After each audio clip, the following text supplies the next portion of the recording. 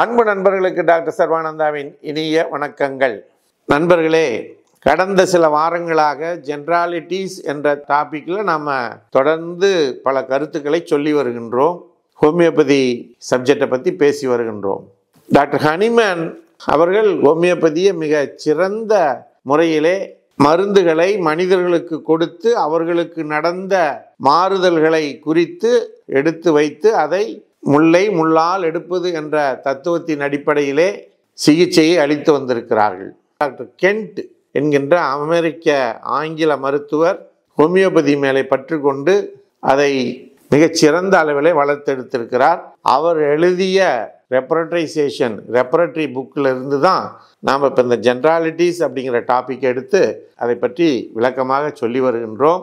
Homeopathy எப்படி ஒரு நோயாளிக்கு மருந்து தேர்ந்தெடுக்கிறது என்று சொன்னால், நோயாளியினுடைய மனம், தலை, காது, மூக்கு, கண்கள், கண்ணுடைய பார்வை, காதனுடைய கேட்கும் தன்மை, throat, internal throat, external throat, கை கால்கள், அடுத்து தலைன்னு சொன்னோன்னா வெர்டிகோ, தலை சுற்றல், மவுத்து, ஃபேஸ், அதே போல் செஸ்ட், காஃப், சளி, மூச்சு விடுதல், அதே மாதிரி genitalia, male and female, urine, stool, stomach, back, பின் முதுகு, தூக்கம், சில்னஸ், ஃபீவர், வியர்வை, ஸ்கின் இருக்குது.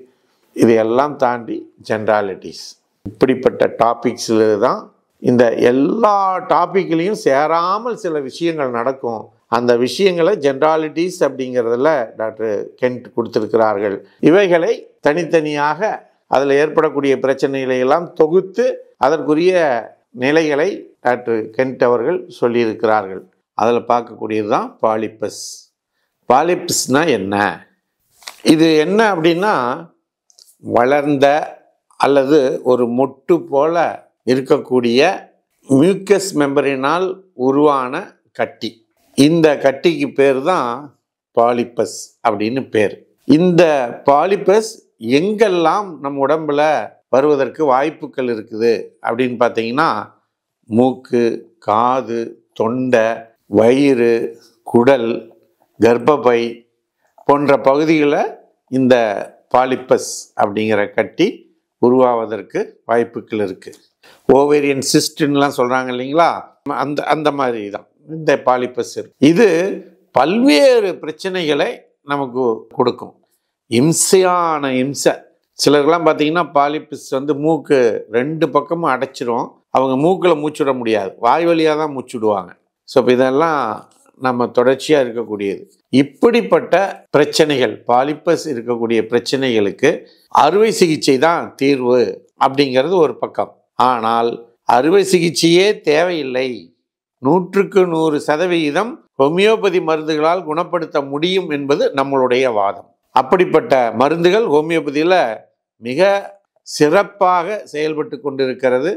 நாமும் இதுவரைக்கும் ஒரு 100கணக்கான கேசஸை பார்த்துருக்குறோம். எல்லா கேஸும் சக்ஸஸ்ஃபுல்லாக மாறி இருக்கு.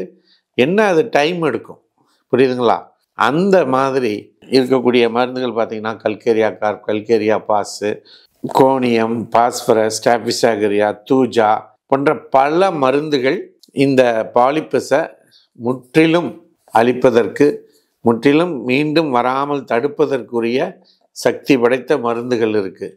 ஒரு விஷயம் நீங்கள் புரிஞ்சுக்கணும், ஹோமியோபதி மருத்துவத்தை மிகவும் உயர்வாக நான் சொல்லுகிறேன் அப்படின்லாம் நினைக்காதீங்க. உண்மையிலேயே நான் சொல்லுவதை விட மிகவும் உயர்ந்தது. ஏன்னா எந்த விதமான சைடு எஃபெக்ட்டும் கிடையாது, பாதிப்பும் கிடையாது. திருப்பி அது வராமல் தடுக்கக்கூடிய பவர்ஃபுல்லான மருந்துகள் ஹோமியோபதியில் தான் இருக்குது. தடுப்பு மருந்துகள், வேக்சினேஷன் சொல்கிறோம் இல்லைங்களா, ஹோமியோபதி மருந்தே வேக்சினாகவே வேலை செய்யும்.